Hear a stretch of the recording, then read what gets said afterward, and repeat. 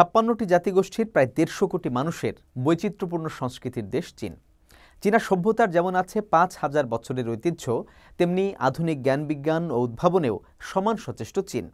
চীনের সদর অন্দরের নানা ঘটনার সবশেষ তথ্যপাত্য নিয়ে আমাদের আয়োজন জানাও জানা চীন। সঙ্গে আছি আমি সাজিদ রাজু। শুরুতেই শীতকালীন অলিম্পিক্সের খবর। অলিম্পিক্সের ভেন্যুগুলো এখন যেন পরিপাটি এক ভূস্বর্গ। বিশেষ করে বেইজিংয়ের কাছেই 3টি গ্রামকে সাজানো হয়েছে সময় নিয়ে, যত্ন করে, যেন এক একটি গ্রাম নয়, কোনো 5 তারকা মানের পর্যটন কেন্দ্র। প্রতিটি বাড়ি থেকে শুরু করে আশপাশের স্থাপনার মান উন্নয়ন করা হয়েছে। বিশেষ করে সাজানো হয়েছে সবুজ গাছপালা ও টেকসই নগরের সব সুবিধা দিয়ে। বিস্তারিত দেখুন প্রতিবেদনে। শীতকালীন অলিম্পিক্সের আসর বসবে যে 3টি গ্রামে, তা নির্ধারণ করা হয়েছিল বহু আগে। তাই প্রস্তুতি ও পরিকল্পনাও শুরু হয় তখন থেকেই। ফলে মৌসুমে এসে দীর্ঘদিনের এসব প্রস্তুতির প্রতিফলন দেখা যাচ্ছে গ্রামগুলোতে। পরিকল্পনা অনুযায়ী সবুজ ও টেকসই গ্রাম হিসেবে যত্নে গড়া হয় বেইজিংয়ের কাছের এই 3 গ্রামকে। 3 তারকা মানের করে গড়ে তোলা হয়েছে নির্ধারিত প্রতিটি বাড়ি। কেননা এসব বাড়িতেই থাকবেন অলিম্পিক্সে অংশ নেয়া বিশ্বের নানা দেশ থেকে আসা খেলোয়াড় ও অতিথিরা। আয়োজকরা বলছেন, গেল 5 বছর ধরে যে টানা নির্মাণ কাজ চলছে তা এরই মধ্যে শেষ হয়েছে। বাদ যায়নি পরিকল্পনায় থাকা কোনো কাজই। আর এখন চলছে এসব কাজের চূড়ান্ত যাচাই বাছাই। শীতকালীন অলিম্পিক্স আয়োজনের জন্য যে 3টি গ্রাম বাছাই করা হয়েছে তার সবগুলো বাড়ি 3 তারকা মানের। বিশেষ করে ইয়ানসিং গ্রামটি গড়ে তোলার সময় আমরা সেখানকার গাছগুলোকে বেশ গুরুত্ব দিয়েছি। 130টি স্থানীয় গাছ সংরক্ষণ করেছি। আর অলিম্পিক্স বন হিসেবে পরিচিত এলাকায় অন্তত 24,000 গাছ রোপণ করেছি। এদিকে অলিম্পিক্সের ভেন্যু গ্রামগুলোতে ছোট ছোট অংশে ভাগ করে প্রস্তুত করা হয়েছে মেডিকেল টিম। বিশেষ করে করোনা পরিস্থিতি নিয়ন্ত্রণে নেওয়া হয়েছে বাড়তি নজরদারি। আমাদের প্রথম পদক্ষেপ হবে সময়মতো ও দ্রুত সব কিছু স্থানান্তর করা। কারো মধ্যে করোনা পজিটিভ ধরা পড়লেই আমাদের দলের সদস্যরা তাকে সাথে সাথে অ্যাম্বুলেন্সে করে নিকটবর্তী স্বাস্থ্যকেন্দ্রে নিয়ে যাবে। দ্বিতীয় পদক্ষেপ হবে শারীরিক দূরত্ব বজায় রাখার ব্যাপারে চেষ্টা করা। আমাদের স্বাস্থ্যসেবা দল ও তদন্ত দল খেলোয়াড় ও আয়োজকদের মধ্যে এ ব্যাপারে কাজ করবে। অলিম্পিক্স আয়োজনের অন্যতম প্রধান কাজ বর্জ্য ব্যবস্থাপনা। গ্রামগুলোকে পরিষ্কার রাখতে ব্যবহার করা হয়েছে চীনের অভ্যন্তরীণ পরিচ্ছন্নতা কার্যক্রমের অভিজ্ঞতা। আন্তর্জাতিক অলিম্পিক কমিটি যে মান নির্ধারণ করে দিয়েছে তার আলোকেই এসব কার্যক্রম পরিচালনা করা হয়েছে বলে জানানো হয় আয়োজকদের পক্ষ থেকে। সাজিদ রাজু, সিএমজি বাংলা। চীনে শীতকালীন অলিম্পিক্সকে সামনে রেখে চাঙ্গা হয়ে উঠেছে গ্রামীণ পর্যটন। অলিম্পিক্স উপলক্ষে আসা পর্যটকরা উপভোগ করছেন গ্রামীণ জীবনের স্বাদ। এতে আর্থিক সচ্ছলতা ফিরেছে গ্রামাঞ্চলে। বিস্তারিত জানাচ্ছেন শান্তা মারিয়া।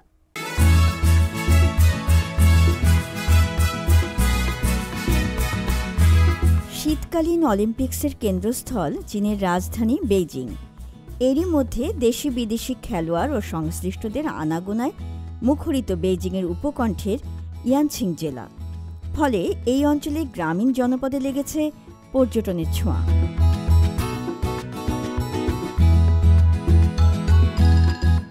গ্রামীণ জীবনের ঐতিহ্যবাহী স্থাপনা ও খাবারের স্বাদ নিতে ঘুরে বেড়াচ্ছেন পর্যটকরা।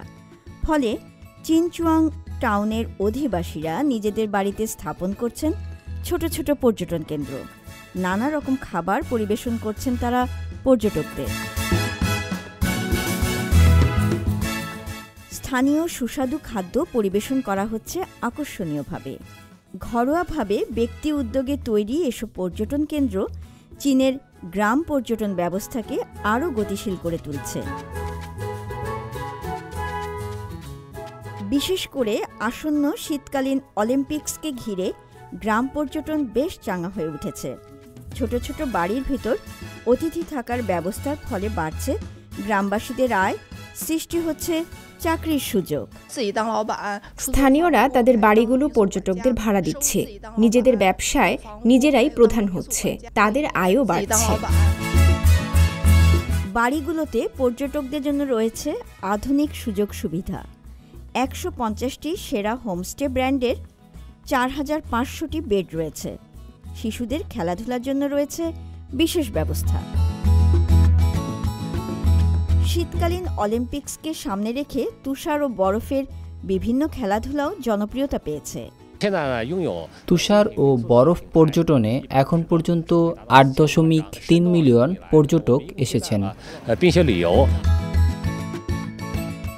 বেইজিংয়ের উপকণ্ঠে গড়ে ওঠা এসব গ্রামীণ পর্যটন কেন্দ্রে পর্যটকরা উপভোগ করছেন স্কি এবং অন্যান্য বিনোদন। শান্তা মারিয়া, সিএমজি বাংলা।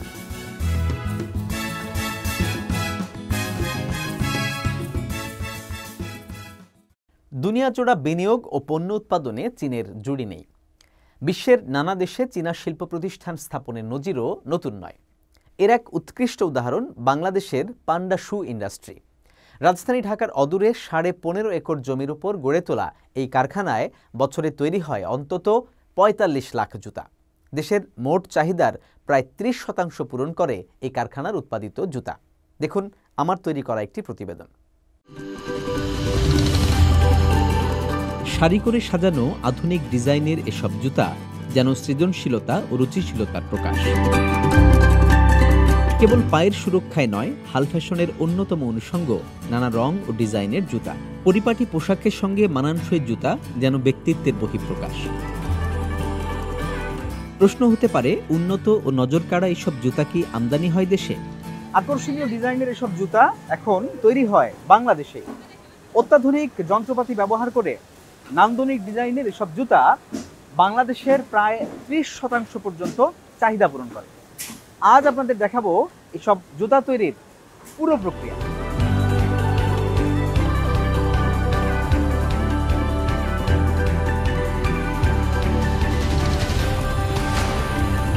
গাজীপুরের কালিয়াকৈর উপজেলায় গড়ে তোলা পান্ডা শু ইন্ডাস্ট্রিতে ভোর থেকে চোখে পড়বে শ্রমিকদের পদচারণা। কারখানাটিতে কর্মরত প্রায় সবাই স্থানীয়। আমাদের এই মাঝখানে আমাদের এই চায়না ফ্যাক্টরিতে হওয়ার কারণে আমাদের অনেকটাই আমরা মোটামুটি যারা বেকার মহিলারা রয়েছি, বেকার মহিলা পুরুষ, তাদের একটা কর্মসংস্থানের সুযোগ হয়েছে। আমরা আর কি আমাদের এখানে চাকরি করে আমাদের ফ্যামিলিতে অনেক হেল্প করতে পারতেছি এবং আমাদের সংসারিক অনেক উন্নতি। বিশেষ করে 2000 শ্রমিকের মধ্যে 1300ই নারী। আর উন্নত প্রশিক্ষণের মাধ্যমে শ্রমিক থেকে সব পর্যায়ে দক্ষ জনশক্তি তৈরির প্রচেষ্টা বিকাশ ঘটাচ্ছে স্থানীয় অর্থনীতির। পাশাপাশি ব্যবস্থাপনায় শৃঙ্খলা আনতে অনুসরণ করা হয় কম্পিউটার নিয়ন্ত্রিত পদ্ধতি। ফার্স্ট জয়েন যখন করি তখন আমি হেল্পার ছিলাম। হেল্পার থেকে আমি 3 মাসের মধ্যে অপারেটর হয়েছি। তারপর আমি এখন সুপারভাইজার। দেন 8 বছরের আমার অভিজ্ঞতা। অবশ্যই পান্ডা শু আমার অনেক কিছু দিয়েছে।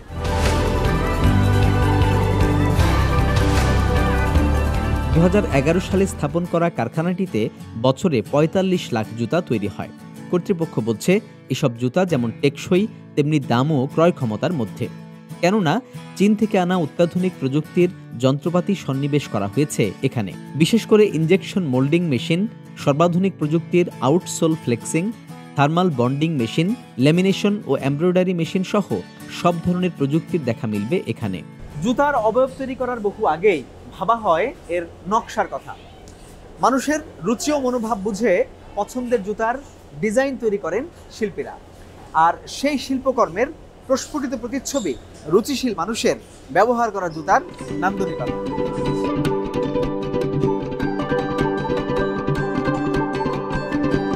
জুতার সোল বন্ডিং, সুইং ও পুল ফোর্স পরীক্ষার মতো ধাপের পর তৈরি হয় আধুনিক স্মার্ট জুতা। এরপর সবশেষ ফিতা বেঁধে বিশেষ মোড়কে সাইজ অনুযায়ী চলে যায় বাজারে। শ্রমিকরা জানান, বেশিরভাগ কাজ যেহেতু স্বয়ংক্রিয় যন্ত্রে করা হয় তাই নেই কঠোর পরিশ্রম। তবে মান নিয়ন্ত্রণে আছে কড়া নজরদারি আর সূক্ষ্ম পর্যবেক্ষণ। আমার মার্কিং করে কাজ করি, প্রত্যেকটা প্রসেসেরই মার্কিং আছে। আমরা মার্কিংয়ের বাইরে কাজ করি না এবং প্রত্যেকটা অপারেটরে সুন্দরভাবে বোঝানো আছে যে তুমি কাজটা এইভাবে করবা, এর বাইরে দেওয়া যাবে না। প্রত্যেকটা প্রসেসে চেক হইতাছে, চেক হয়ে মালটা সামনে যাইতেছে। তারপরে এবং লাস্ট ফিনিশিং এ কিউসি চেক দিতেছে এবং তারপরে এটা গুড ভালো মালটাই আমরা ছাড়ি এবং যদি কোথাও কোনো প্রবলেম থাকে ওই মালটা আমরা আটকাই দিই।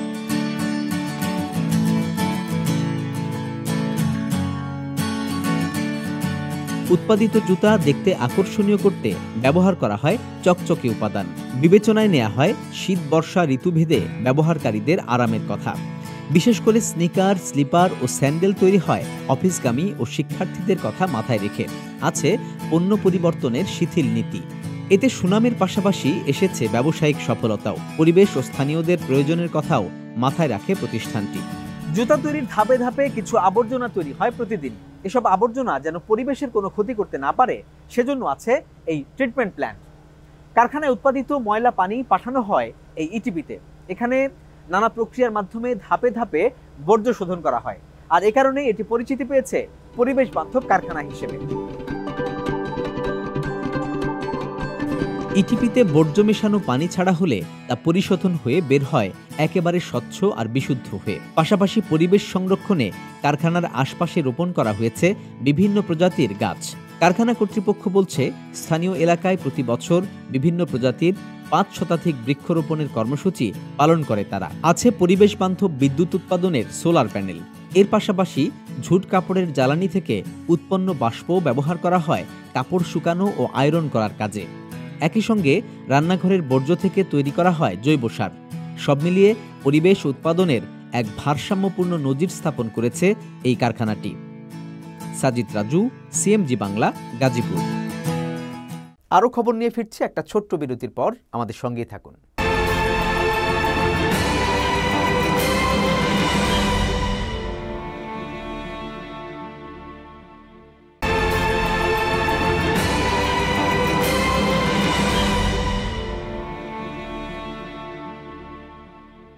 বিরতির পর আবারও স্বাগত জানাচ্ছি জানাও জানা চিনে। জীবনে বন্ধুর গুরুত্ব অনেক। কেবল ব্যক্তি পর্যায়ে নয়, রাষ্ট্রীয় পর্যায়েও বন্ধুত্বের মূল্য বিপুল। কিন্তু বন্ধু হিসেবে কাকে বাছাই করা উচিত? বন্ধু বাছাই করার মতো গুরুত্বপূর্ণ বিষয় নিয়ে আছে এক চীনা প্রবাদ। সেই প্রবাদের আলোকে নিজেদের ঘনিষ্ঠ বন্ধু বাছাই করেন চীনারা।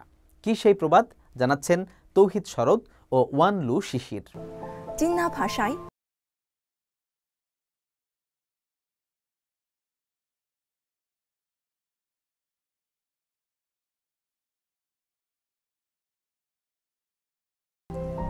এর অর্থ, যদি কোনো প্রতিশ্রুতিতেই তা রক্ষা করব, যদি কোনো কাজ শুরু করি তাহলে তা শেষ করব।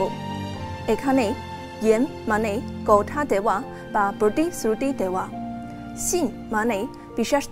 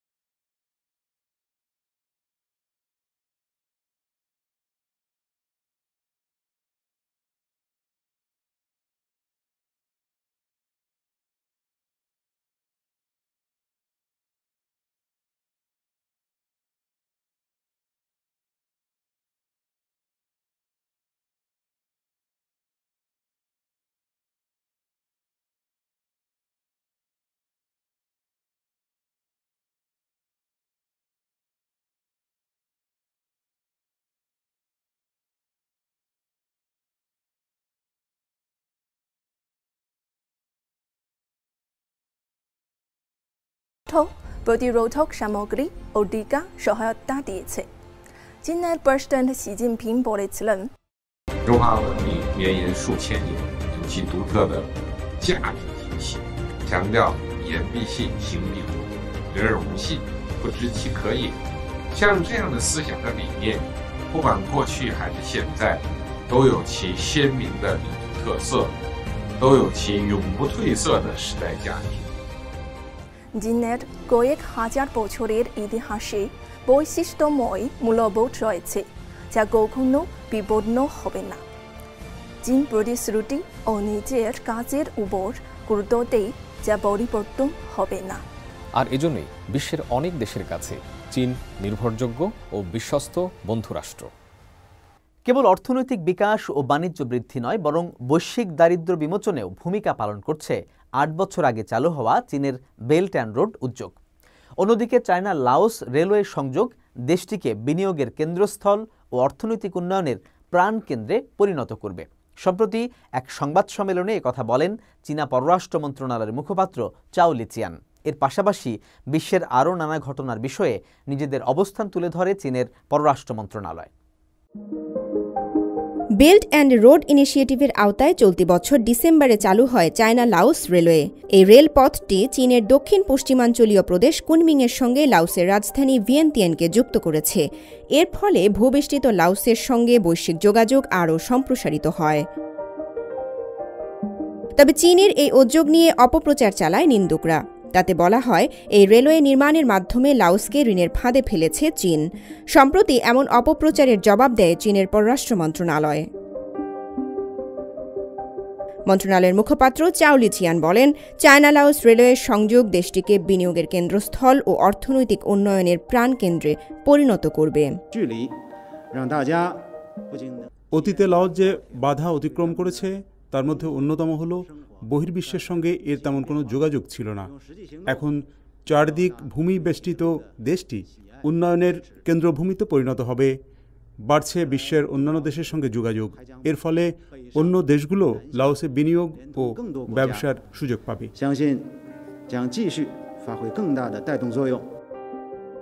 এদিকে কেবল অর্থনৈতিক বিকাশ ও বাণিজ্য বৃদ্ধি নয়, বরং বৈশ্বিক দারিদ্র্য বিমোচনেও ভূমিকা পালন করছে ৮ বছর আগে চালু হওয়া চীনের বেল্ট অ্যান্ড রোড উদ্যোগ। চলতি সপ্তাহে রাজধানী বেইজিংয়ে অনুষ্ঠিত হয় BRI এর পরামর্শক কমিটির বার্ষিক সভা। এখানে পরামর্শক কমিটির বার্ষিক মূল্যায়ন প্রতিবেদন প্রকাশ করা হয়। বৈঠকে বেল্ট অ্যান্ড রোড উদ্যোগের অগ্রগতির বিষয়ে বিস্তারিত আলোচনা ও মত বিনিময় করা হয়।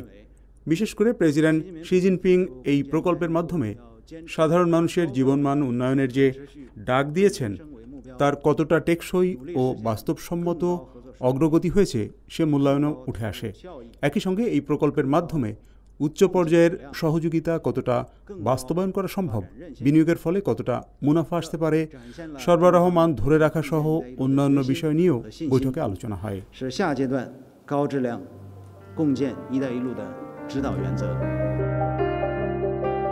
সারা বিশ্বে যুদ্ধের নামে নিরপরাধ মানুষ হত্যা করে গণতন্ত্রের বুলি আওড়ানো মার্কিনীদের কপটতা ছাড়া আর কিছুই নয় বলে মন্তব্য করেছে চীনের পররাষ্ট্র মন্ত্রণালয়।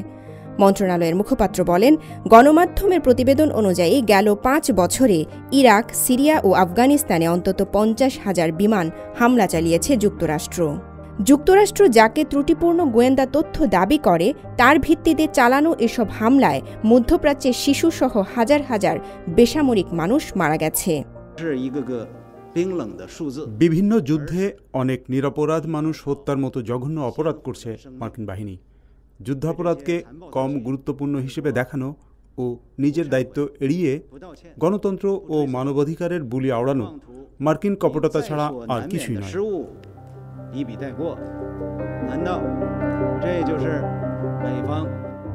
এদিকে টাইফুন রায়ের আঘাতে লন্ডভন্ড ফিলিপিন্সের সাধারণ মানুষের পাশে দাঁড়ানোর ঘোষণা দিয়েছে বেইজিং। যত দ্রুত সম্ভব জরুরি সহায়তা নিয়ে চীন হাজির হবে বলেও উল্লেখ করা হয় সংবাদ সম্মেলনে। রাউজে জাবিদা ঐশী, CMG বাংলা। বিশ্বের ব্যস্ততম বন্দর ইয়াংশান রাষ্ট্রীয় পৃষ্ঠপোষকতা আর দক্ষ কর্মকর্তাদের প্রচেষ্টায় প্রতিনিয়ত সমৃদ্ধ হচ্ছে এই বন্দরটি। পর্যায়ক্রমে যুক্ত হয়েছে 10,000-এরও বেশি টার্মিনাল। হাবিবুর রহমান অভির প্রতিবেদন। বিশ্বের বৃহত্তম গভীর কৃত্রিম জলবন্দর ইয়াংশান। এই বিশাল জলরাশির মাঝে পরিচালনা করা হয় নানামাত্রিক কার্যক্রম।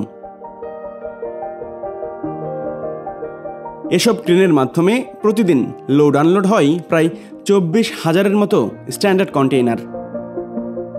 এখানকার অপারেশন কেন্দ্রের একজন গুরুত্বপূর্ণ কর্মকর্তা শু পেন। তার দলে আছে বেশ কয়েকজন দক্ষ সহকর্মী। যাদের সহযোগিতায় দুর্দান্ত গতিতে এগিয়ে চলেছে প্রতিদিনের কাজ। বিশ্বের বিভিন্ন দেশের মালামাল সুশৃঙ্খলভাবে সাজিয়ে রাখা হয়। 10 বছর ধরে এখানে কাজ করছি আমি। এতে পর্যায়ক্রমে যুক্ত হয়েছে 10,000-এরও বেশি টার্মিনাল।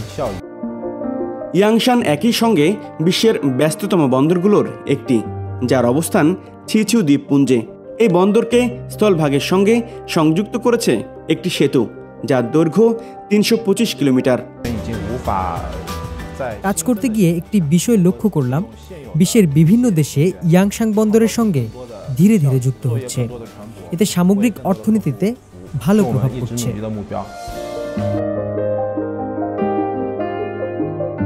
অর্থনীতিবিদদের মতে অত্যাধুনিক এই বন্দরগুলো বিশ্ব মানচিত্রে এগিয়ে রাখছে চীনকে, আর এর প্রভাব পড়ছে সার্বিক উন্নয়ন অগ্রগতিতেও। হাবিবুর রহমান অফি, CMG বাংলা।